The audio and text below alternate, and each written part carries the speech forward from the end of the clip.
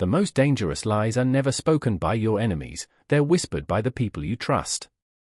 The crystal chandeliers above the Imperial Regency Hotel cast warm reflections across polished marble floors, turning the private conference suite into a stage where fortunes would soon change hands. Every chair around the 12-foot walnut table had been carefully arranged. Every crystal glass had been aligned with mathematical precision. Every detail suggested perfection. Yet Maya Brooks noticed the first crack in that perfection before anyone else did.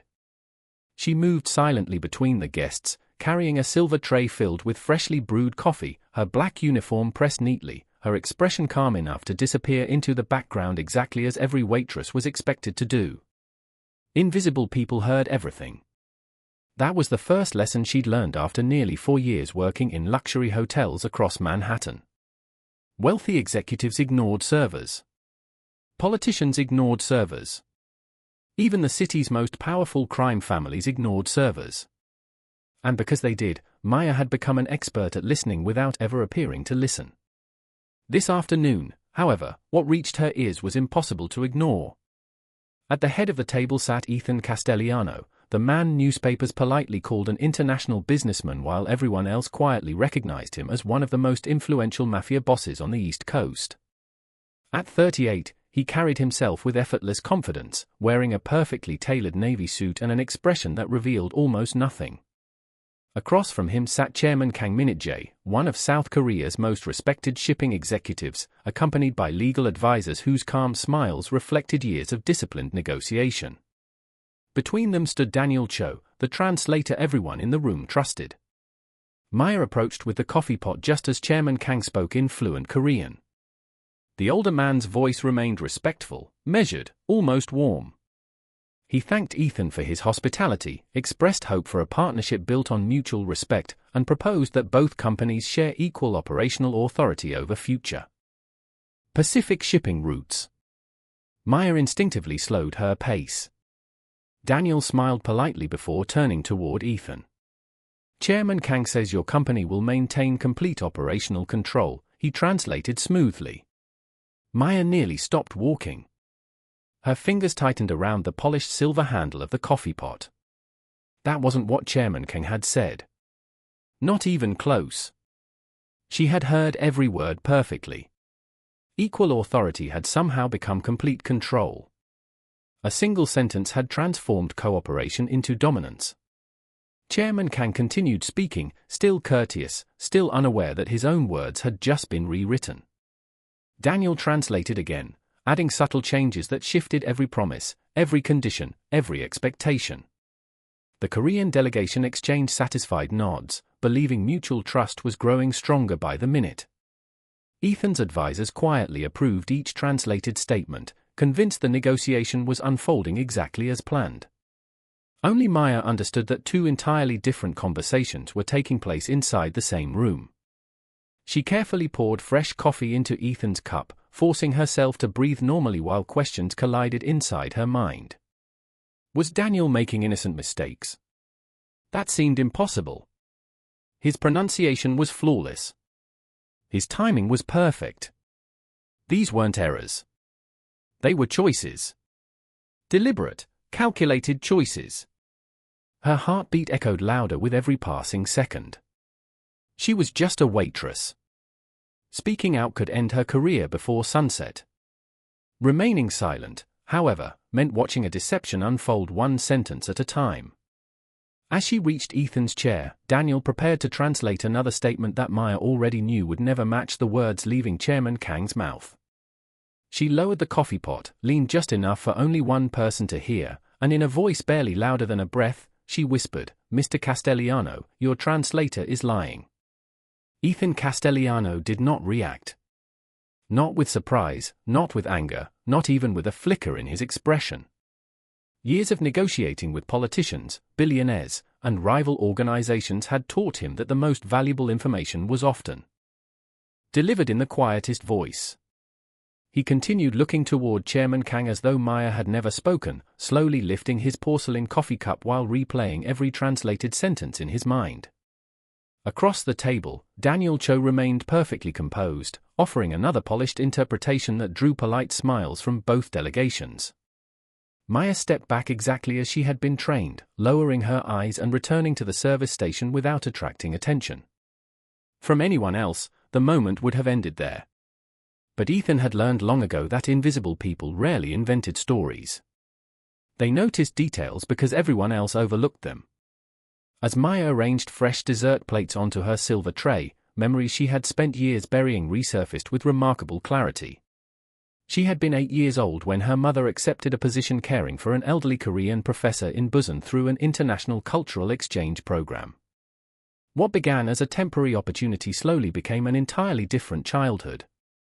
While other children played after school, Maya spent afternoons listening to Professor Han discuss literature, history, and language over cups of green tea. He insisted that every language carried its own heartbeat, and that true translation was never about replacing words. It was about protecting meaning. By the time she returned to the United States at 18, English remained the language of her home, but Korean had become the language of her thoughts whenever precision mattered. Few people ever discovered that secret because Maya never volunteered it. Experience had taught her that explaining herself usually invited more questions than respect. Employers saw a waitress, not someone who could debate Korean poetry or understand the subtle etiquette behind international business negotiations. She had stopped trying to surprise people years ago. Today, however, remaining invisible suddenly carried a price she had never expected to pay. She watched Daniel carefully as another exchange unfolded. Chairman Kang smiled politely before speaking for nearly 20 seconds. His tone was humble, emphasizing partnership, shared responsibility, and long-term trust between both organizations. Daniel waited only a heartbeat before shortening the entire statement into 2 brief sentences that completely changed its spirit. He removed every expression of equality and replaced them with language suggesting surrender and concession. Maya felt a chill despite the comfortable temperature inside the conference suite. This was no misunderstanding. It was a performance rehearsed with remarkable confidence. Around the table, attorneys highlighted documents, financial advisors whispered projections, and assistants typed careful notes onto sleek laptops, completely unaware that the foundation beneath the negotiation was shifting with every translated sentence. Ethan remained silent, occasionally nodding while studying Chairman Kang instead of Daniel. Something subtle changed in his posture. His questions became shorter. His pauses became longer. Maya realized he had not dismissed her warning after all. He was testing the room without revealing that he suspected anything. The realization offered only a brief moment of relief before another thought settled heavily inside her mind. If Daniel truly intended to manipulate an agreement worth hundreds of millions of dollars, then exposing him would not simply embarrass a translator. It would unravel an entire plan that someone had invested enormous effort into creating. Maya tightened her grip on the polished tray as she prepared to serve the next course, knowing that before this meeting ended, someone would have to choose between protecting appearances and protecting the truth. The atmosphere inside the conference suite remained calm enough to fool anyone who could not hear 2 languages at once. Fine china rested untouched. Pens glided across expensive leather notebooks. Outside the floor-to-ceiling windows, the Manhattan skyline shimmered beneath the afternoon sun as if the city itself believed another successful partnership was about to be born. Only 3 people understood that something had shifted. Daniel continued translating with unwavering confidence. Maya continued serving without allowing the slightest tremble to reach her hands. Ethan continued listening with the patience of a man who had learned that silence often revealed more than questions ever could. He had built his reputation by studying people instead of merely hearing them. Chairman Kang spoke with relaxed shoulders and an open expression, yet Daniel's English translations consistently sounded colder, more demanding, and strangely one-sided. The emotions did not match the words. That contradiction settled in Ethan's mind like a puzzle waiting for one missing piece. He gently placed his coffee cup onto its saucer and folded his hands together. Instead of responding immediately to the latest translated proposal, he looked directly at Chairman Kang and offered a courteous smile. The Korean executive returned the gesture with equal warmth, seemingly encouraged by what he believed had been a respectful exchange. The contrast became impossible for Ethan to ignore. He had negotiated across dozens of countries during the past 15 years. Even without speaking every language, he understood confidence, hesitation, sincerity, and pride. Chairman Kang displayed none of the arrogance Daniel's translation suggested. If anything, the man across the table appeared genuinely interested in building a partnership that could last for decades. Maya noticed Ethan studying facial expressions instead of paperwork, and a quiet sense of hope began replacing the fear in her chest. He was paying attention now. Not to the translator, but to the people behind the translation. Still, hope alone could not stop what was happening. Daniel smoothly introduced another interpretation, carefully reshaping a discussion about shared investment into language that implied one side would shoulder nearly all future financial responsibility. Several attorneys nodded as they compared the translated statements with preliminary contract drafts, unaware that every adjustment pulled the agreement farther away from what Chairman Kang intended. Maya carried fresh sparkling water around the room, forcing herself to maintain the same measured pace she had practiced for years. Every instinct urged her to interrupt, yet she understood that speaking again without proof could destroy her credibility in an instant. She needed Ethan to discover the truth himself. Across the polished table, Ethan finally leaned forward. His voice remained calm, respectful, and almost conversational as he thanked Chairman Kang for his patience. Then, instead of turning toward Daniel, he held the Korean executive's gaze for several long seconds, watching the subtle confusion appear when the translator summarized a response that Ethan had not actually given. It was a tiny inconsistency, barely noticeable to everyone else. To Ethan, it confirmed that someone inside the room was shaping two different conversations into one dangerous illusion. For the first time since the meeting had begun, he decided that before another document was reviewed or another promise was accepted, the translation itself had to be tested. Maya lowered her eyes as she stepped away with the empty glasses, unaware that the quiet warning she had whispered only minutes earlier had already changed the direction of a negotiation worth hundreds of millions of dollars. The silence that followed felt almost deliberate, as though the room itself had begun waiting for something no one could yet identify. Ethan rested both hands on the conference table and offered Chairman Kang an apologetic smile for the brief pause. Then he spoke with measured confidence. "Before we continue, I would like to ask a favor.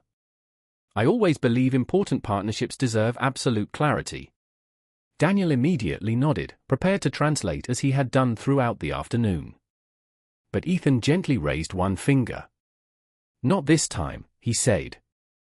"I would like to try something different."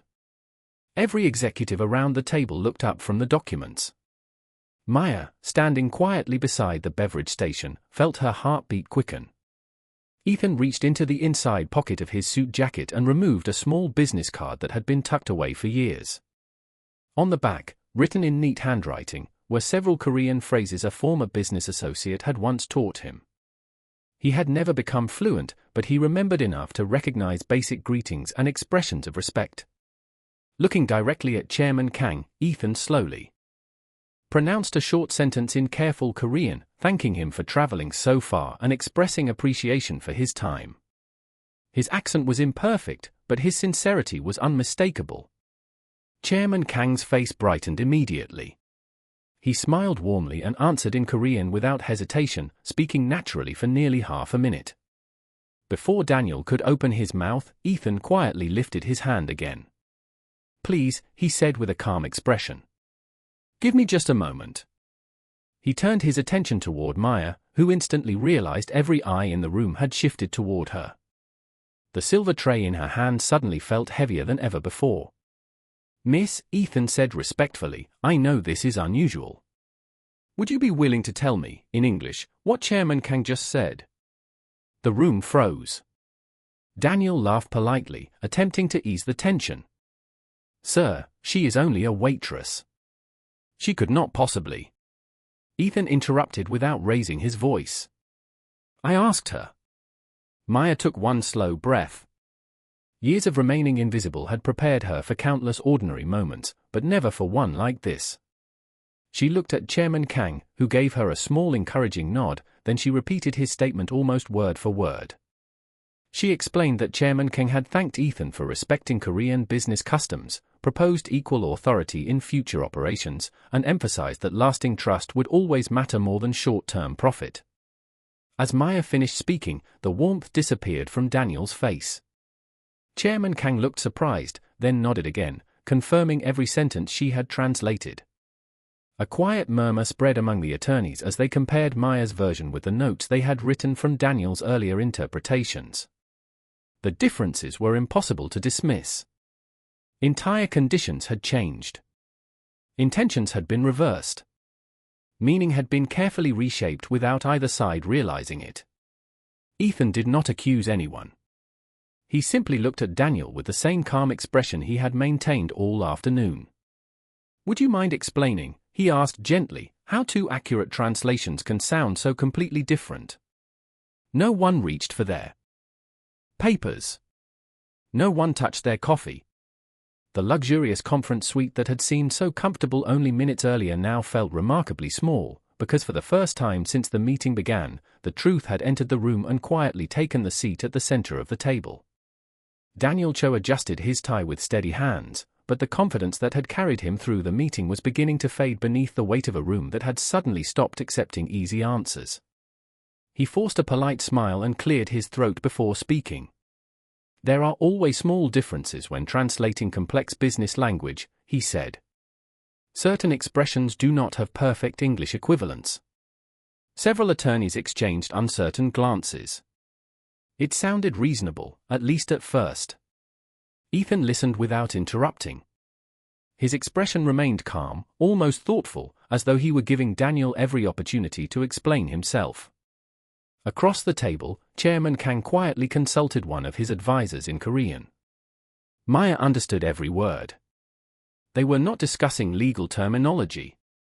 They were wondering how such dramatic differences could possibly be dismissed as ordinary translation. Ethan slowly turned another page in the draft agreement that had been prepared during the meeting. He compared it with the handwritten notes his own legal counsel had recorded from Daniel's interpretations. Then he looked toward Chairman Kang again. "Would you mind," he asked respectfully, "repeating your last proposal exactly as you intended it?" Chairman Kang agreed immediately. He spoke clearly, choosing his words with deliberate care. Maya recognized the formal phrasing that emphasized partnership, shared responsibility, and equal decision-making. This time Ethan looked directly at Maya before anyone else could respond.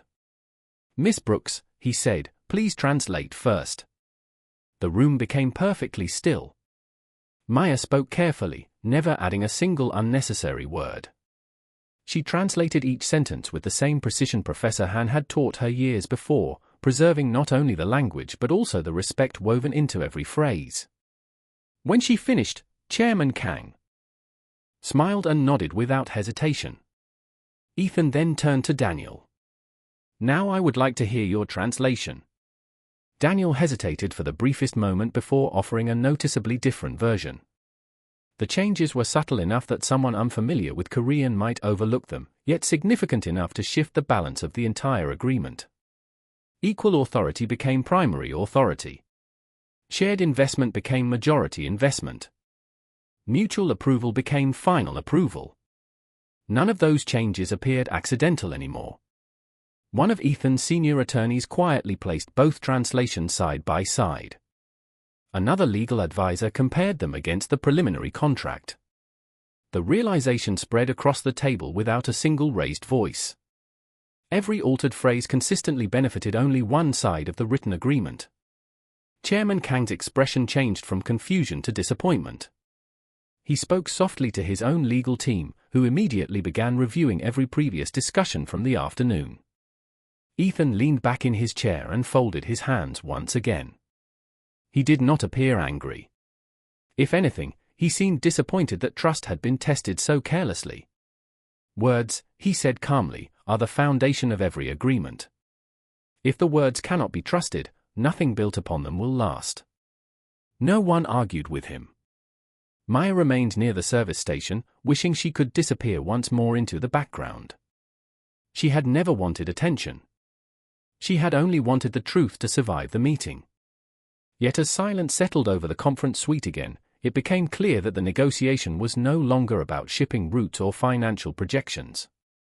It had become a test of character, and every person in the room understood that the next decision would determine not only whether a partnership could be saved, but also who had truly earned the right to be trusted. Chairman Kang slowly closed the leather folder in front of him and rested both hands upon it, allowing the silence to speak before he did. When he finally looked toward Ethan, there was no frustration in his expression, only genuine disappointment that a conversation built upon mutual respect had been quietly redirected by someone standing between them. He spoke in Korean once more, his tone steady and composed. This time, before Ethan even asked, Maya translated every sentence with calm precision. She explained that Chairman Kang wished to pause the negotiation until every previous statement could be reviewed together. He also expressed gratitude that the misunderstanding had been discovered before any signatures had been placed on paper. Ethan nodded without hesitation. "That seems fair," he replied. "Trust deserves verification, not assumptions." One by one, both legal teams began comparing the written contract with Chairman Kang's original statements. What started as a simple review quickly became an unmistakable pattern. Entire sections reflected ideas that neither Ethan nor Chairman Kang had ever intended. Several financial clauses favored only one side despite repeated verbal commitments to equal partnership. Deadlines had shifted. Responsibilities had quietly changed. Even the language describing future decision-making no longer matched the spirit of collaboration that Chairman Kang had consistently expressed throughout the afternoon. No single alteration seemed dramatic on its own, yet together they transformed the agreement into something completely different. Ethan quietly observed the process without interrupting. He was no longer searching for proof. The proof was revealing itself line by line. Daniel remained seated, offering increasingly careful explanations about cultural interpretation, business customs, and flexible wording, but every comparison weakened those arguments further. Chairman Kang's attorneys confirmed Maya's translations independently, reaching the same conclusions without speaking to one another beforehand. The consistency left very little room for doubt. Maya stood near the service station with her hands gently folded, hoping the attention would move away from her. She had never imagined that years spent studying another language would one day place her at the center of a negotiation involving some of the most influential people she had ever met. She remembered Professor Han telling her that honesty often arrived quietly, but once it entered a room, it demanded space. Only now did she truly understand what he had meant. Ethan finally broke the silence with the same measured voice he had maintained since the beginning of the meeting. "Miss Brooks," he said, looking toward her with genuine respect, "thank you for protecting something more valuable than this contract." Maya seemed surprised by the words. "I only translated what was actually said," she answered softly. Ethan gave a slight smile. "Exactly. That is what everyone believed had already happened." Chairman Kang listened to Maya's response before speaking again in Korean. This time his smile returned, warmer than before. Maya translated his words carefully. "He says that language can connect strangers, but integrity creates partners." The sentence settled gently across the room. Even the attorney stopped writing for a moment. The atmosphere that had once been filled with uncertainty slowly began to change. Suspicion was giving way to clarity. Respect was replacing assumption. Ethan looked around the table before closing the incorrect contract with deliberate calm. "We will begin again," he said. "Not because the deal failed, but because the truth deserves a better beginning." And for the first time that afternoon, every person in the conference suite understood that the strongest foundation of any agreement was never wealth, influence, or negotiation. It was the courage of one quiet person who refused to let the truth be translated away. The revised documents remained untouched while a different kind of agreement quietly formed around the table. It was no longer built upon percentages, shipping routes, or projected revenue. It was built upon the simple realization that every person in the room now understood exactly who had protected the conversation and who had nearly destroyed it. Ethan looked toward his legal counsel and gave a small nod. Within moments, every page that had been prepared from the earlier translations was carefully set aside. Fresh copies of the contract template were placed before both delegations, leaving blank spaces where every disputed clause would now be rewritten together. Chairman Kang smiled with visible relief. Through Maya's translation, he expressed appreciation that the misunderstanding had been addressed with patience rather than pride. Ethan answered without hesitation. Strong partnerships are not measured by how few problems they face. They are measured by how honestly those problems are solved.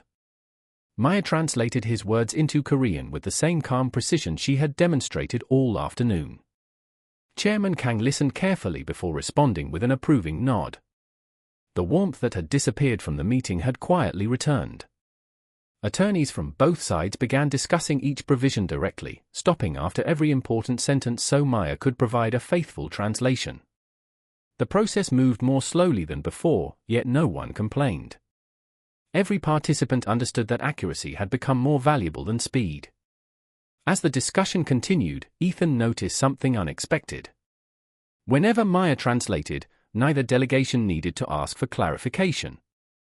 Every response arrived naturally, every smile appeared at the right moment, and every concern was answered before confusion had a chance to grow. It was as though the conversation had finally found its true voice. Daniel remained silent, watching as the role he had controlled throughout the afternoon disappeared one careful sentence at a time. Nobody asked him to continue. Nobody looked toward him for confirmation. His polished confidence had been replaced by an uncomfortable awareness that trust, once broken, could not be restored through explanation alone. Nearly an hour later, the final draft reflected exactly what both leaders had intended from the beginning. Equal authority. Shared responsibility. Transparent financial reporting. Mutual approval for every major decision. Chairman Kang carefully reviewed the last page before placing his pen upon the table with a satisfied smile. Through Maya, he said, now this document finally sounds like the conversation we came here to have. A quiet ripple of agreement spread through both legal teams. Ethan looked at the completed agreement for only a moment before turning toward Maya instead. Miss Brooks, he said, today you reminded every person in this room that communication is not about speaking louder. It is about respecting the truth behind every word. Maya lowered her eyes modestly. Professor Han always said that translation is an act of responsibility, she replied softly. If the meaning changes, the relationship changes with it. Ethan reflected on those words longer than anyone expected. They carried more weight than any financial forecast presented that afternoon. Outside, the late afternoon sunlight stretched across the Manhattan skyline, filling the conference suite with a softer golden glow than when the meeting had begun. The atmosphere had transformed completely. What started as a negotiation overshadowed by hidden deception had become something far more meaningful. It had become a reminder that the greatest influence in any room does not always belong to the person with the highest title. Sometimes it belongs to the quietest voice, the one willing to protect the truth when everyone else assumes it has already been protected. The final signatures were placed upon the revised agreement with quiet confidence instead of celebration. There was no applause, no dramatic announcement, only the unmistakable feeling that everyone present had witnessed something far more valuable than a successful business deal. Chairman Kang carefully closed the leather folder containing the completed contract and rose from his chair. Ethan stood as well, extending his hand across the polished conference table. Their handshake lasted only a few seconds, yet it carried the strength that only genuine trust could create. Maya translated Chairman Kang's final remarks with the same steady voice that had guided the meeting back onto its proper course. Today we did not simply reach an agreement, Chairman Kang said. We proved that honesty can survive even when misunderstanding stands in the middle. Ethan nodded thoughtfully before answering. And honesty deserves to be protected by people who refuse to compromise it.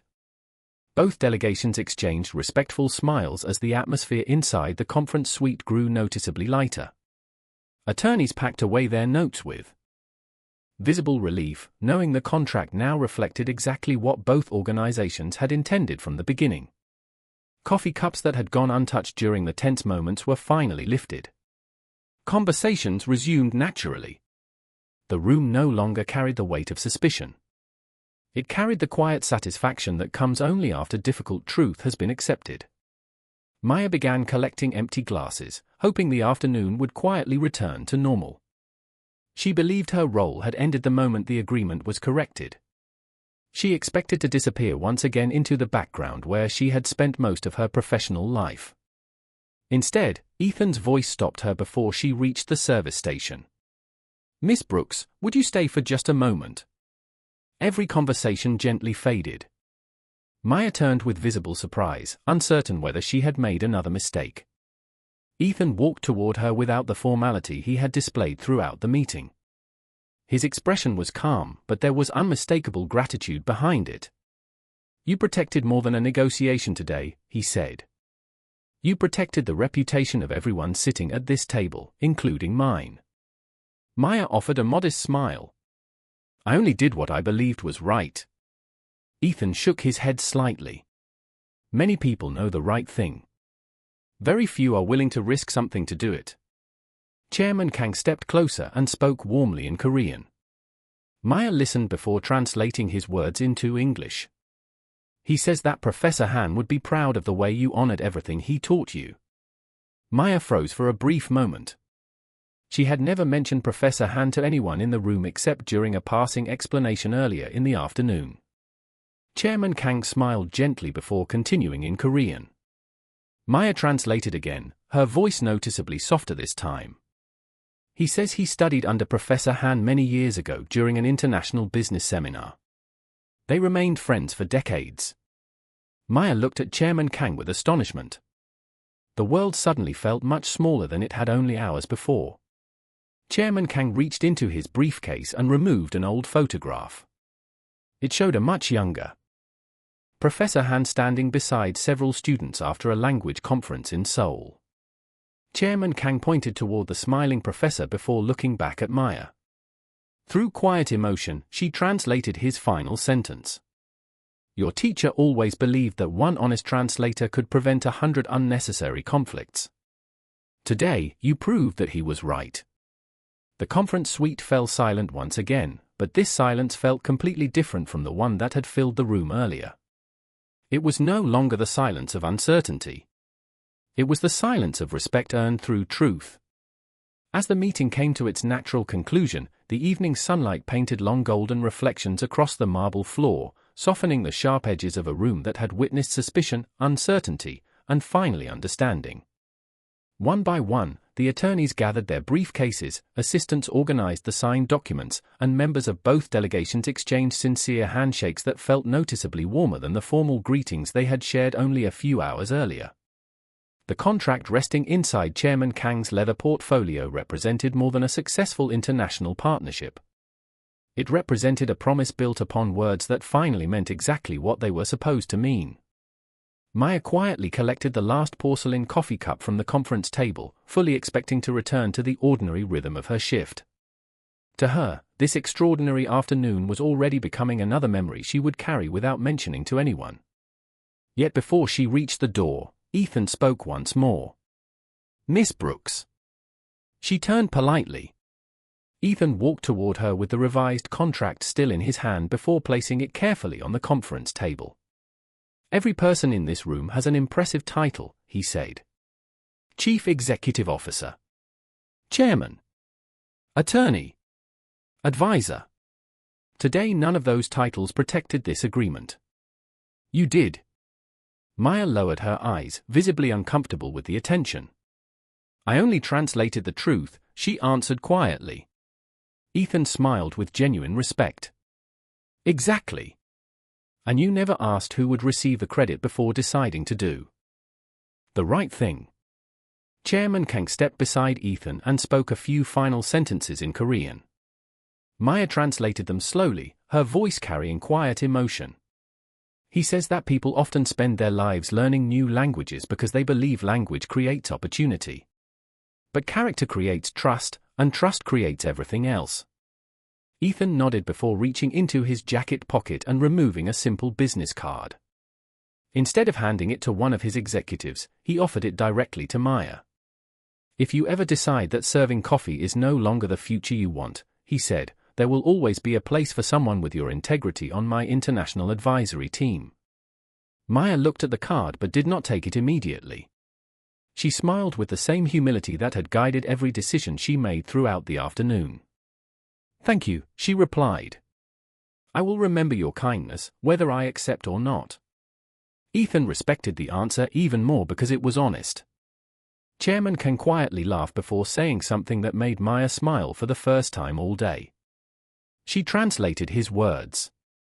Professor Han used to say that the best translators never try to become the center of the conversation. They simply make sure the truth arrives safely. Maya finally accepted the card, not as a reward, but as a reminder that one unexpected decision could change the direction of an ordinary life. As everyone slowly left the conference suite, the room became peaceful once again. The polished table remained exactly where it had been that morning. The crystal glasses still reflected the fading sunlight. Yet something invisible had changed forever. A waitress who had been overlooked by nearly everyone had reminded some of the most powerful people in the room that respect cannot be purchased, influence cannot replace integrity, and the quietest voice is sometimes the one that prevents the greatest mistake. And as the conference room doors closed behind them, the agreement they carried into the world was not merely written in English or Korean. It was written in honesty. And that day, everyone remembered what dignity truly looks like.